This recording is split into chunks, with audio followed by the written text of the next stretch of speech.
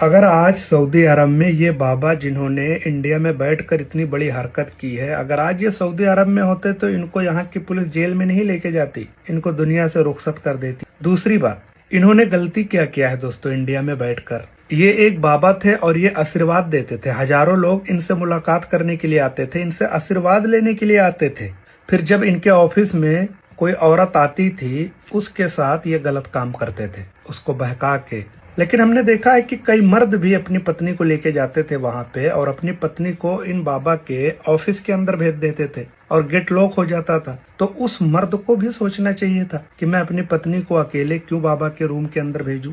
इसीलिए बोलता हूं दोस्तों कि सऊदी अरब का नियम होना चाहिए। यहाँ पे मैं आपको बता दूं, हम लोगों को 10 साल यहाँ पे हो गए, आज तक हमने मैडम का चेहरा नहीं देखा है यहाँ पे कि किस तरीके से उनका चेहरा है। यकीन मानना मेरी बात को। बाकी एक साथ में बैठने का या कोई हंसी मजाक करने की तो बहुत बड़ी बात है, इसलिए यहाँ पे कोई ऐसा कांड ही नहीं होता है।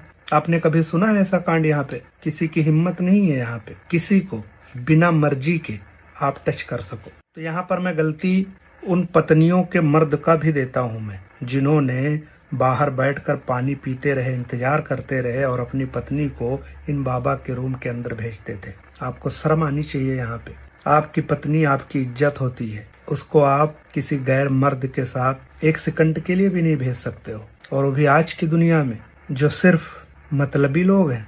अब ये बाबा पकड़े तो गए हैं, इनको जेल में डाल दिया जाएगा, उसके बाद कुछ ही सालों के बाद ये बाहर हो जाएंगे और फिर वही दोबारा वही काम चालू हो जाएगा। लेकिन सऊदी अरब का नियम ऐसा नहीं है। यहाँ पे अगर ये गलती करोगे जो इन्होंने 58 औरतों के साथ कर चुके हैं, उसके लिए यहाँ पे माफी नहीं है, सजाए मौत होती है। आपकी क्या राय है दोस्तों?